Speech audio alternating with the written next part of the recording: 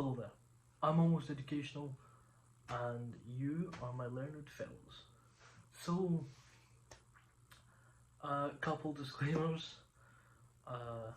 You will see flickering possibly from my light. Nothing wrong with it, just the refresh rate on them both are different. However, you will also see me occasionally look over here to where my script is. And I might occasionally give you some history and stuff that isn't in the script, so if you see me stopping and pausing going, that's why. Thank you. Let's get into the video. So, this story starts in Dublin, Ireland, outside the famous GPO, where the ICA held their stand. So, there was protesters outside this famous historic building, holding aloft banners and had speakers blaring music. And I apologise for my pronunciation. They were playing a song called Oro Seba Hawaii, which is a war song. So I already knew that something wasn't right. So I looked at what they were saying, and their slogans were really simple. Some of them were a bit gratuitous though. Some of them were saying protect our kids from porn, and others were saying statements about trans and homosexual people that would get me kicked from the platform if I was going to repeat it. So I want to have a fruitful career, so I'm not. And despite my initial reservation seeing this, a lady walked over and handed me a sheet. This one. No bigger than an A4 piece. And on the front of it, the first thing I read was this: Library Safeguarding. Concerned men and women across the country have seen sexually explicit books in children's sections of our public libraries. The content in these books violate the Children's First Act of 2015. Okay, so I'm intrigued, because despite my reservations, maybe they did actually have a point. Many of the books contain pornographic material that would otherwise be X-rated if it was a film. Now, I immediately had an objection to that, which we will get to later. Other books deliberately intend to indoctrinate children into the idea of transitioning to another gender. The same books in the libraries may also be in schools, as the NCCA had the Rainbow Read list on the primary school curriculum. For those outside of the UK, primary school is usually about 4 to 11, maybe 12. So, also says here that it has a call to action. We need you to take action to address this serious issue. It is only the power of numbers that will protect our children from seeing material that is not age appropriate. Please see the reverse side for examples of book excerpts. Also says something about the campaign, but I'm not going to read that out because, as we can see later, they are factually wrong about a number of things. So after reading this, I saw that maybe I wasn't being completely fair. It had no mention of God nor religion, so it didn't seem to be religiously motivated. So I thought that maybe this was actually well-read, concerned parents, even if some of it was a bit iffy. And as you know, I immediately had an objection as soon as we got to the X-rated comment. So it's safe to say that I did have my doubts about if they were really well-read and concerned. However, I was committed. I was committed to research into the topics and into the books, including reading a few, to see if their objections were warranted, factual, and concerning. However, this path, this commitment, did lead me down some old familiar roads that I went down when discussing with young earth creationists and with flat earthers. So the books we're going to be reading into are This Book is Gay, Trans Teen Survival Guide, Transmission, Fred Gets Dressed, what the T, and the most deceptive, sex. We'll go in order of topic, and we'll start with This Book is Gay. And I'll be honest, this one and the next two did catch me off guard, because I had not expected to see anything graphic, since usually these complaints are innocent when you look into them. But I'm warning you, this is going to be quite graphic. I'm reading from This Book is Gay. It says it's aimed at 12 to 17 year olds, however we will discuss later how that is untrue and misleading. So, warning you, very, very graphic. Blowies. As with handies and breakfast eggs, all men like their blowies in different ways. The term blowjob is massively misleading, as you won't actually be blowing on his penis. It's more like sucking. Although I stress you, you're not trying to suck his kidneys out through his urethra. Sorry, I find that funny. It's more about sliding your mouth up and down the shaft of his cock. I'm going to have to, well, I'm not going to, my editor's going to have to bleep this. Handies. A good handy is all in the wrist action. Rub the head of his cock back and forth with your hand. Try different speeds and pressures till he responds positively. And finally, bumming. Straight men like stuff up their bums just as much as gay ones. Anal sex isn't a gay thing. Then it says, this book is also listed as a teacher resource on the NCCA Junior Cycle curriculum and on HSE's Making the Big Talk Many Small Talks booklet for parents 13 to 18 year olds. That contradicts what they say up there though.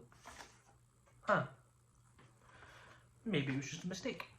Now, this paired with sections from What the Tea and Sex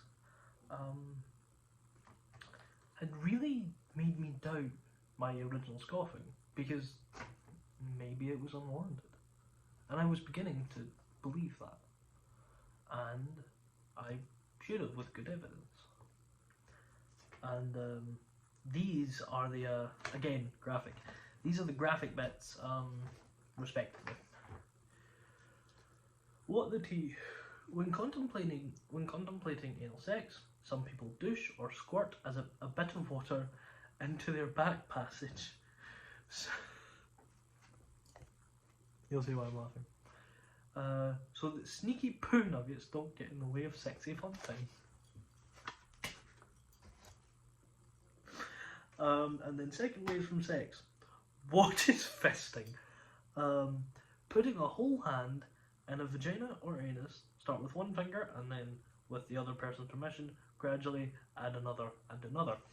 That is very, very, very graphic and did catch me off guard. However, I think we can both agree sexy poo nuggets don't get in the way of sexy fun time. Or, did I say sexy poo nuggets? No, poo nuggets don't get in the way of sexy fun time is quite funny. Might just be me though. Might just be me though.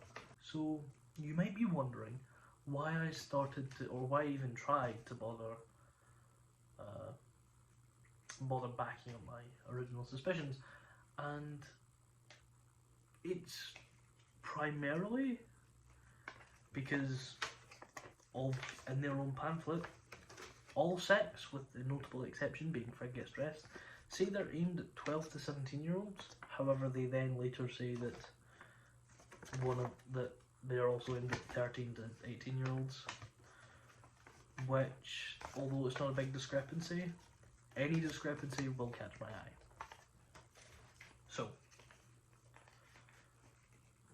I realise you haven't seen the benefit as to these books. However, they are meant to provide a safe form of sex education for people who are 14 to 18. Because although in the UK and I believe in Ireland the age of consent is 16, not when most people lose their virginity. You can talk to, I believe, even people at the protest, and they would tell you that, oh, they probably lost their virginity at 14 or 15. Many of my friends did. I was 16. So, if it's aimed at those people, why? why would it have to be in a form of book that is aimed at children? Well, it actually says it here in the pamphlet. As part of the curriculum of making one big talk, many small talks, for safe education, unlike things like porn that we will discuss later. And I'm going to read you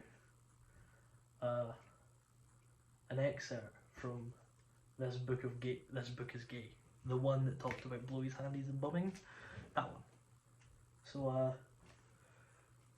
I'd also like to note that those were the most explicit passages in it. This Book is Gay is a collection of facts and my ideas and my stories, but also the testimony of more than 300 LGBT people who shared their stories in July 2013. I conducted an international survey from which many of the quotes are taken, and also carried out more in-depth interviews with some selected participants. So this is about the book. As not all the participants are out or open about their sexuality, or many have sensitive careers, some names have been changed. Throughout This Book is Gay, I've used LGBT to represent a full and infinite spectrum of sexual and gender identities, and it's certainly not my intention for anyone to feel excluded by that initialism. I just needed a shorthand, or the book would have been a lot longer. I ran into the same thing while writing the script. So that was from Juno Dawson. That's the author's note. It's on the first page. So if the intention isn't pornographic, but rather educational and to show stories, then maybe it's not what we thought it was. So this next bit will involve me looking at the script a lot, because it involves things from other countries and pronunciations that I had to get help with, or at least one of them I did. Spanish, and oh god, Spanish is not my language. So you will see me looking at the script a lot, and I'm not going to cut it. I would rather this be one long section so that it makes life for my editor a lot easier. Now, hopefully, my lovely editor can put a screenshot I grabbed on screen stating that this book is meant to deal with the facts and reality as mentioned before. We need a safe form of media to explain to growing teens the world of sex. As many young adults, me included, can tell you horror stories about trying to find out about sex and discovering material such as One Man, One Jar, Two Girls, One Cup, along with materials like Live Leak. And even some of my religious, this isn't the script, but even some of my religious friends can tell you stories about Live Leak. And a lot of it was from trying to discover what's out there. So with things like that, we do need a safe environment to do it, and nothing safer than a book. So, which I'm sure those from 15 to 25 have less than fond memories of. Now, I'm sure you're waiting for the other three, but for now we'll cover two that have claims which this group apparently disagree with. So let's see what they disagree with. So over here, sorry. I have two light sources, so I'm fucking blind. So it says, yeah, I remember where I have to read. So, trans teen survival guide. Puberty blockers are used to increase the well-being of trans teens and prevent dysphoria, depression, and poor mental health. Puberty blockers can therefore be a lifesaver for trans teens. Then this is transmission. This is also on the teacher's resource list. Sorry, I don't have a napkin. For NCCA Junior Psycho Curriculum. Your gender is how you feel in your head as opposed to what's between your legs. In recent years, people have begun to think of gender as more of a spectrum. So, that is something that they apparently disagree with and they see as harmful, which, as we read on, we might find to be less than accurate. Now, let's start with the common objections. First, let's get a look at the difference between sex and gender as discussed in the paper Towards a Redefinition of Sex and Gender. So this is the abstract, so again, you'll see me looking over. Discusses definition of sex as an S variable and stimulus variable. The term gender is introduced for those characteristics and traits socio-culturally considered appropriate to males and females, and the rationale for this, in addition to the psychological vocabulary, is that the term sex implies biological mechanisms. Differences between females and males that are merely descriptive are frequently assumed to have biological origins. The present terminology facilitates biologically determinist models of sex differences, which make it less likely that environmental sources of such differences will be explored. Sex differences in cerebral laterality. I apologise. I may like biology, but I'm still not good at pronunciations yet. Cerebral laterality are examined to illustrate this process. In contrast, research in gender is more concerned with socio-cultural factors that contribute to sex differences. Differential use of the term sex indicates different paradigms for the examination of sex differences, and psychological terminology should reflect this distinction. I apologise, I do have a bit of a stammer. Now, despite the name, definition of sex and gender in psychology and biology have always been different, with sex being determined by your genome and morphology, which your genome is your DNA and your morphology is basically how you're built. So your sex organs, chromosomes, things like that. Well, no, chromosomes would be genome. Well, gender is social roles given to groups of people. In recent history in the West, it's been based on sex. However, that isn't the historical story with all genders, or with genders numbering usually at 3, but sometimes up to 6 and more. Don't believe me? Here. Now come the very, very bad pronunciations. I apologise. Oh my god, this video is going to take forever. I've just saw that this section alone's 5 minutes. Wakashu, Japan. Sorry, it sounds like you hit a flip-flop. Wakashu. Also known as beautiful youths, the Wakashu of Japan emerged as a widely accepted third gender during the Edo period. The Wakashu were generally adolescent boys who were androgynous in appearance and behaviour. Woodblock prints of the time depict them as playful, sensual, and feminine. Kinda sound like a femboy.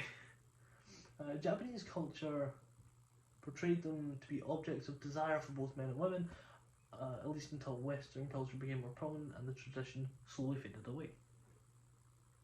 Now we get to the Mahu, M-A-H-U, however you pronounce that, Hawaiians. I apologise, there's no Hawaiians watching this. In native Hawaiian culture, the Mahu means someone who embodies both male and female spirits.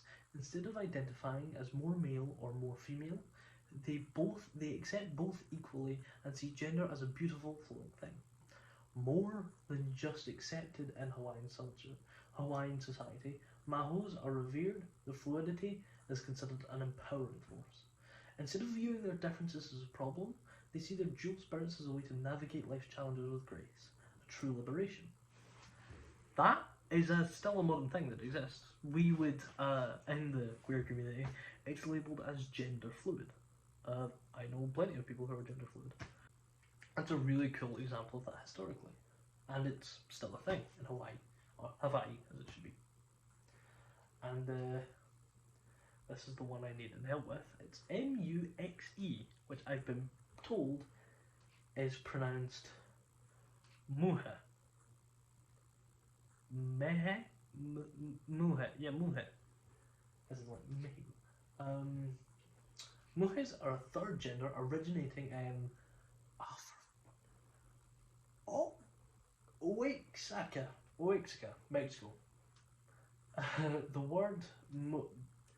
word said to come from the Spanish word for woman, mujer, while the word are usually men who identify as women. the word, may also be those who simply don't fall into the traditional male, female, or gay straight categories. The indigenous people of the area don't actually see gender in that way. They tend to be quite skilled in arts like sewing and embroidery, and will often be caretakers for their parents as they grow older.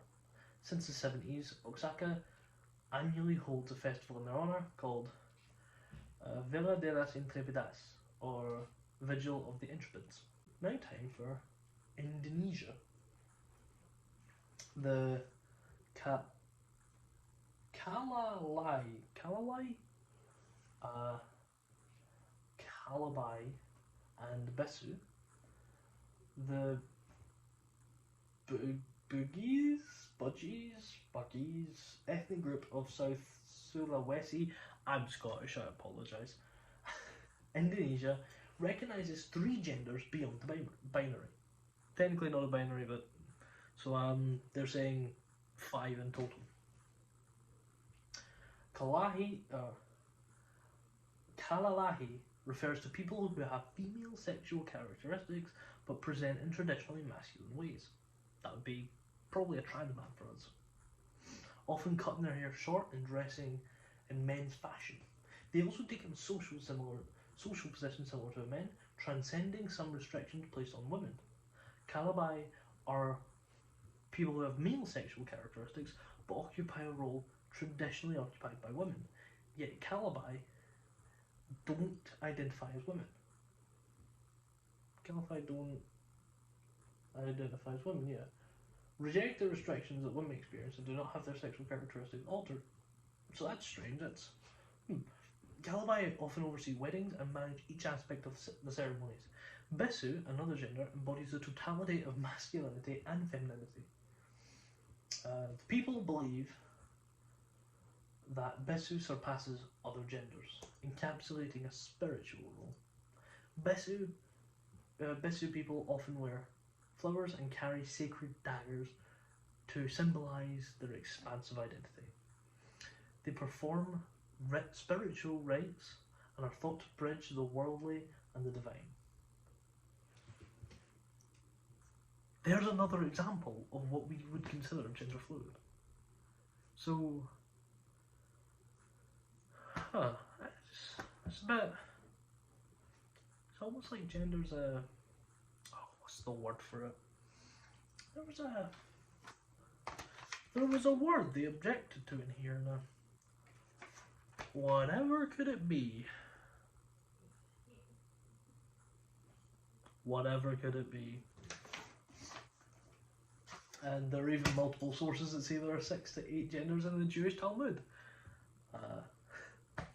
I might get some hate for that. Now, onto the objections towards the Trans Teen Survival Guide. Now, it states the following. Puberty blockers are used to increase the well-being of trans teens and prevent dysphoria, depression and poor mental health. Puberty blockers can therefore be a lifesaver for trans teens. Now, as I've got it written here, it's just a factual statement. However, the common argument that teens can't make the decision because they're underdeveloped. However, it isn't them making the decision. It's usually on the recommendation of a therapist and overseen by a physician for negative effects. And they are pulled from the puberty blockers if they decline in physical health. And are usually provided with replacement hormones so they still develop. So it's a treatment to a mental illness. Much like how there are times where people with body dysmorphia can be prescribed surgery to change an aspect about them that they don't like. I've never seen anyone protesting that. Finally, I've saved the worst for last. This book is highly offensive. Fred gets dressed. The whole family joins the fun. Now Fred is dressed, well, mostly dressed. Fred is a little boy who dresses up in his mum's clothes, puts on makeup and jewellery, the family celebrates his transition, then he runs off with no underwear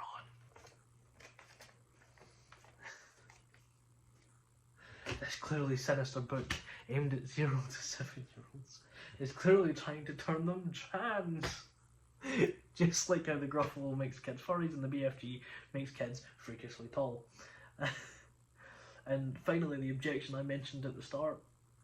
Well, it was with the statement that if these books were films, they would be X-rated. Because if that's what we based what's in our libraries on, then we must also remove the Bible, the Quran, the Torah, along with all the original fairy tales we grew up in. For example, if we were keeping it faithful, Hansel and Gretel shows someone getting burned alive. If we're talking about the original Grimm's brothers, then most of them include mutilation, some include rape, very, very dark subjects. So, yeah, probably you don't want to, you probably shouldn't base what you have in a book based on what you'd have in a movie. They aren't the same medium. That's it for today. Leave any objections, questions, or insults in the comments. And I hope that was almost educational. See ya.